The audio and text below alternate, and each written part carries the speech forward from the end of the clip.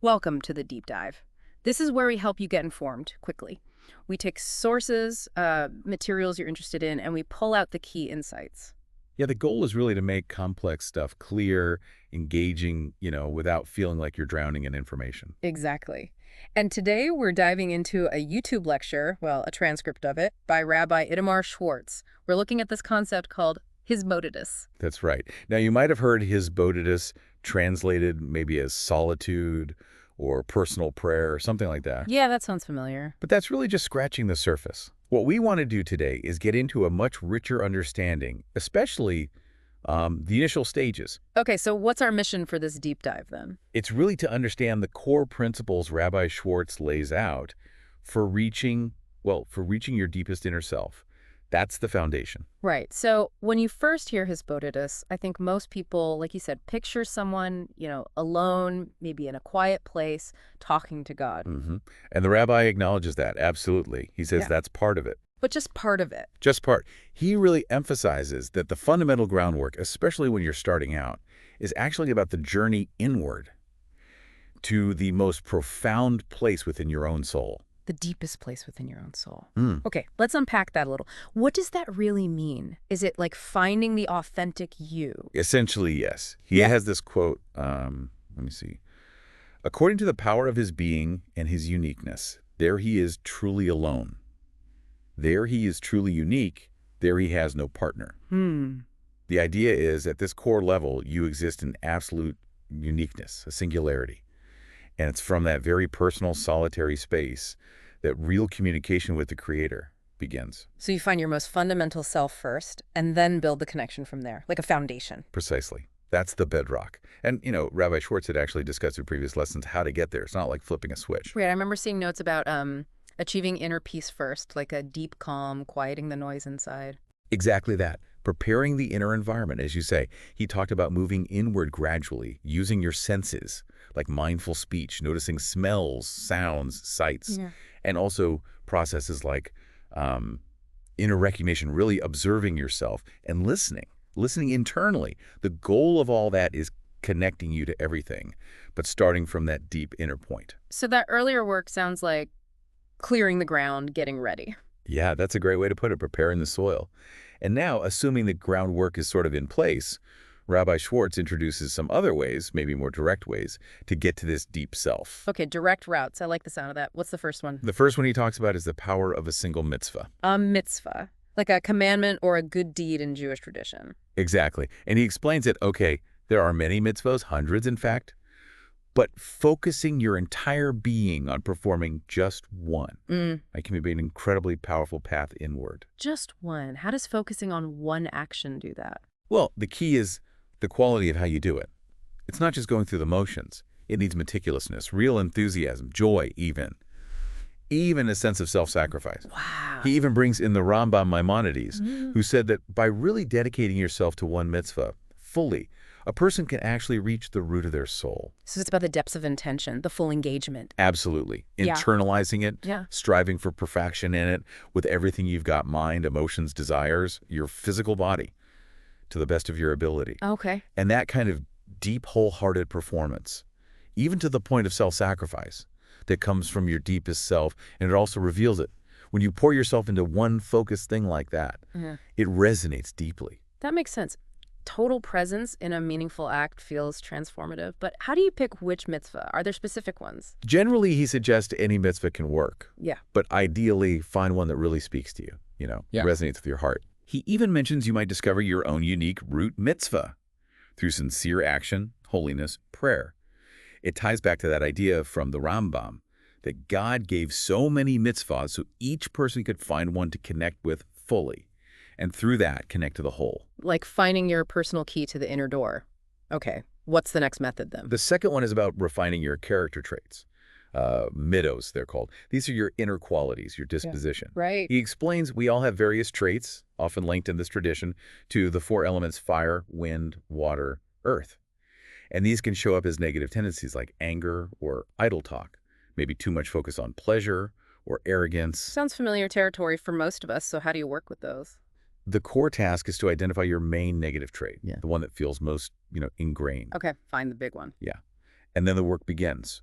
diligently, consciously trying to rectify it, purify it, committing to refining that one trait over time. And this means deep internal work, looking at even the slightest nuances of how it shows up. That sounds like it could take a while. Oh, absolutely. He mentions people working on a single trait for 10, even 20 years. Wow. And not because they were slow, but because of the incredible depth of purification they were aiming for.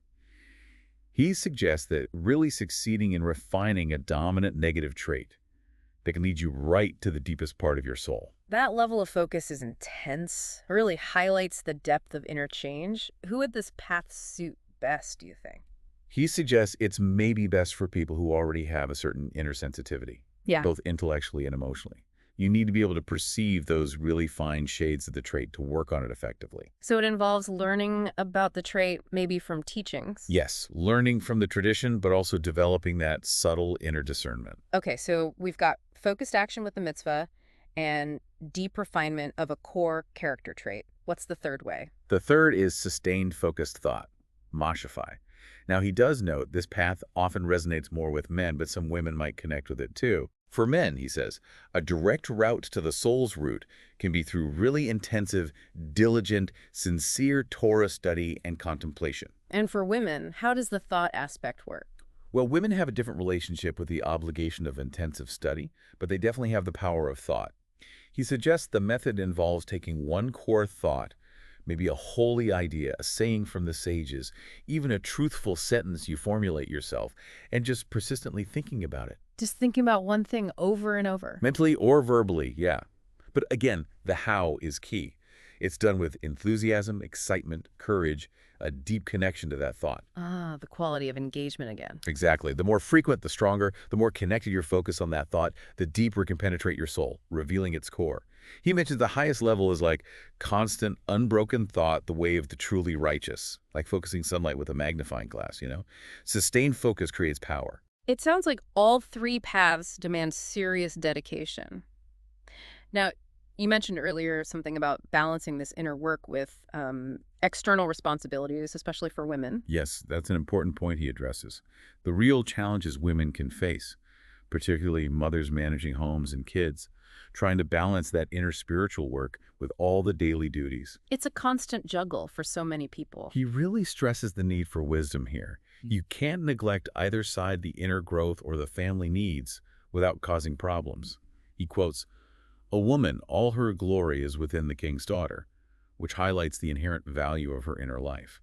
So fulfilling those household roles doesn't mean the inner life takes a back seat. Not at all. He points to examples of righteous women, even prophetesses in the past, who managed households and reached high spiritual levels. There's no one-size-fits-all answer, he says. You need counsel, life wisdom. But the common thread is finding that equilibrium. It's necessary. Balance and integration, not either. Okay, so it feels like he's wrapping up this first part, the how to get inside part. Exactly. He's concluding the discussion on reaching that inner solitude, which is the foundation of his bodhidus. And then he pivots, giving a preview of the next stage, his bodhidus with the Creator. Ah, so the goal isn't just being alone with yourself, but using that deep inner space to connect to something greater. Precisely. The connection with the Creator doesn't happen in a vacuum. It emerges from that deepest place within you. He says, we all kind of know the idea of talking to God, but the deeper aspects, the methods, that's what they'll explore next, building on this foundation. Okay, so we've laid the groundwork for the being alone part. Now we move towards being with. And this connects somehow to Kol Hashem, the voice of God. Yes, he links this inner journey directly to Kol Hashem. He describes it as the primordial creative force, the utterances that brought the world into being. Wow. Initially, he explains, these divine utterances were in a state of concealment, sort of hidden before humanity was created. Think of it like the underlying energy, the intention behind everything, constantly there. Hidden creative power. Sounds intense. And then, at Mount Sinai with the Ten Commandments, these hidden forces became manifest, revealed. He quotes, "The decree does not cease," meaning God's creative speech is ongoing, constantly sustaining the world. So it's still happening now. Yes. And he links this to the bat call, that heavenly echo people talk about, calling for repentance daily. It's rooted in this continuous divine utterance. So that inner feeling, maybe intuition, could that be us tuning into this Kol Hashem? It could be. He stresses the importance of nasa v'nishma, we will do and we will hear, the Israelites' response at Sinai. He sees that as a principle. True listening opens the soul to hearing that inner divine voice. But not everyone hears it the same way. Right. Your ability to hear it depends on your spiritual capacity, your shir nishama, the sensitivity of your soul, you could say. Like having inner spiritual antenna. Kind of. Yeah. Just like physical ears pick up sound waves, the inner soul connects to this deeper reality through inner listening. He mentions the Baal Shem Tov, who could supposedly hear the actual conversation of God, though he admits most of us aren't at that level. Yeah, probably not. He uses an analogy. Animals hear frequencies we can't. Similarly, those who connect deeply inward can perceive spiritual frequencies. Okay, but here's the big question. How do you know if what you're hearing or feeling inside is, just your own thoughts versus something deeper? Yeah. Divine, even. Yeah, that's the crucial challenge. He addresses it directly. He says, look, these experiences are beyond the physical realm, so they're incredibly hard to describe in words, like explaining a taste to someone who's never had it. You just have to experience it. Often, yes. Personal experience is key. He says these experiences might come as thoughts, but more often they resonate in the heart, a deep feeling, an inner knowing. Less like a voice, more like a certainty. It can be, yeah. And he tackles the imagination versus reality issue. He uses the example of sometimes mishearing things physically. We all do that. Sure. Remember the story of Samuel? He kept thinking Eli was calling him, but it was God. Misinterpretation is possible. Right. But spiritual discernment, just like physical perception, gets clearer with purification, with growth. You learn to trust it more, but you also need self-reflection. Acknowledge you might be wrong sometimes, physically or spiritually, like checking if that knock you thought you heard was real. You need to verify internal experiences too. That makes sense. Cultivating sensitivity, but also humility and checking things out. Now, didn't he answer some specific listener questions too? He did, yeah. Some good clarifications, like can the mitzvah you focus on be a rabbinic one? Yes. But ideally choose one closer to your root. Okay. Can you work on mitzvahs and character traits at the same time? Yeah. Yes, but be careful not to be superficial with either, because both paths are really deep. What about someone who finds just getting quiet really hard, that first step? Good question. He suggested that for them, maybe the other methods, the ones involving intense dedication or self-sacrifice, might actually resonate more if that's their inclination. Both paths have challenges, both have points of ease, depending on the person. Interesting. And journaling, someone asked about that. Yeah, journaling positive thoughts and actions is good, he said, helpful in that initial stage of seeking quiet. But it's just one piece of a much bigger puzzle. Got it. Oh, and he suggested listening to yourself speak, like from the outside, could help develop that internal listening. Interesting technique. What about a book for refining character traits systematically? He said there isn't really one single definitive book for a whole system. The teachings are scattered. His lessons aim to compile them. But for individual guidance, he mentioned books like Peleyot could be helpful. Okay. He also confirmed that, yes, you can combine positive self-view, mitzvah observance, and working on negative traits all together. And someone asked about the root of doubts. Yeah, that sounds complex. It is. He linked different kinds of doubt to those spiritual elements, earth causing fragmentation, water causing division, wind instability, fire dispersal. He basically said you need to understand the specific type of doubt to address its root. Okay, wow. So that covers the inner work, the foundation. Now, he moves properly into his Hitbodedut with the Creator. Right. He summarizes that first part, the individual's solitude with themselves. It involves introspection, chesban hanefesh, and achieving that inner quiet leading to the soul's depth. And the practical suggestion. Start his Hitbodedut with quiet, then introspection, then use those methods we discussed to go deep.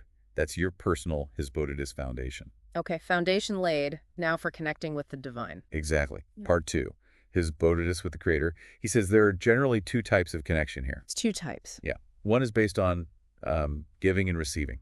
So gratitude for what you have, prayer for what you need. That sounds like typical prayer. It is. Very common. The second type is connection for its own sake. Love, longing, attachment to the divine just because. Less transactional. Right. And while people often focus on the first type, he says the core should really be connection for its own sake. But true, his Hitbodedut needs both. Both perspectives. Developing these involves recognizing what you have, acknowledging what you lack, and turning to the divine with sincere belief to fulfill those needs. Belief seems crucial again. Absolutely fundamental.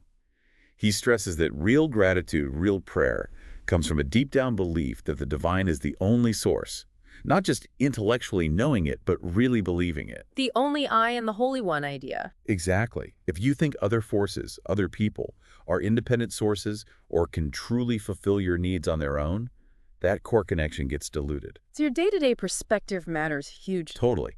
The power of your Hitbodedut with the Creator is directly tied to the strength and clarity of your faith, not just in that quiet time, but all day long. If your life feels dominated by other people's influence as the primary cause of things, then the connection during Hitbodedut won't be as deep. right. He uses an analogy. Thanking God for a car you think you won purely by luck in a lottery. That shows a belief isn't deeply rooted. You're not seeing the ultimate giver. It connects back to loving God with all your heart, all your might.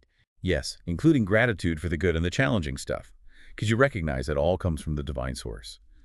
So, Hitbodedut with the Creator can't just be built on thank yous and please. The bedrock is rooting that faith God is the sole power, the sole source. Period. Okay, so practically speaking, the very first step in connecting with the Creator is working on that faith foundation. How do we do that? His first practical step is this. Sit quietly. Reflect on everything you have in life, from birth till now. Big things, small things. Everything. Maybe even write down dozens of them, if that helps. Then, really contemplate. Who gave you these things? Consciously tracing it back to the source. Yes. And then start to verbally affirm it with focus, with feeling. My master of the universe, you gave me life, you gave me sight, you gave me hearing. Go through your list. Shelter, spouse, kids, job, health. And address God directly. Preferably, yes. My Father, master of the universe. Make it personal, not just God gave me. Though if starting by talking to yourself is easier, fine. But aim to shift to direct address. Doing this consistently, contemplating, verbalizing, with intention, with emotion that deepens the root of faith, that strengthens the connection. This, he says, is the foundational beginning of Hitbodedut with the Creator. Do it with full awareness, mental focus, heart. Implant that understanding deep inside. So it's like actively rewiring our perception. Exactly. And spend real time on this days, weeks, months, just rooting this simple faith before focusing heavily on gratitude. Get the foundation solid first. Reach a state where you feel, really feel, that all blessings come from the divine alone. Other people are just messengers. Then you can move to genuine gratitude. Each stage takes time and effort. So the practical takeaway for us, for you listening right now. Yes. This week, reflect on your blessings. Consciously acknowledge the divine as the source. And verbally affirm it. See how that clarity of belief starts to grow. Okay. Now, there was one last point about negative experiences. It's hard sometimes to see how everything comes from the divine when bad things happen, especially if we feel our own flaws cause them. Right, that's a tough one. The question was, if you see your negative trait caused a bad outcome, do you still thank God? He splits the answer. Okay. First, thank God for the trait itself. Everything created has a purpose, even challenges transforming darkness to light, bitter to sweet. God gave the trait for you to rectify it. So thank God for the opportunity for growth the trait represents. Exactly. Yeah. But second part, you are responsible for working on the negative consequences of that trait, the things you could have changed but didn't. So thank God for the raw material, the trait, but take responsibility for the negative results where you had choice and agency. That's a really helpful distinction. Acknowledging the ultimate source, but owning our actions. Precisely. Understanding the big picture while still engaging with our choices. Wow. Well, this has been incredibly insightful, a real deep dive into Hitbodedut. According to Rabbi Schwartz, we've covered so much. Yeah, from the core idea of reaching the inner self. Right, and those paths, the mitzvah, the character refinement, the focused thought. The balance needed, especially for women. And then shifting to Hitbodedut with the Creator, and how absolutely foundational, deep-rooted faith is. And that first practical step, consciously seeing and acknowledging the divine as the source of all our blessings. That really is the key takeaway for you to start with. Reflect on those blessings, name the source. That's the work for this week. So maybe here's a final thought to chew on.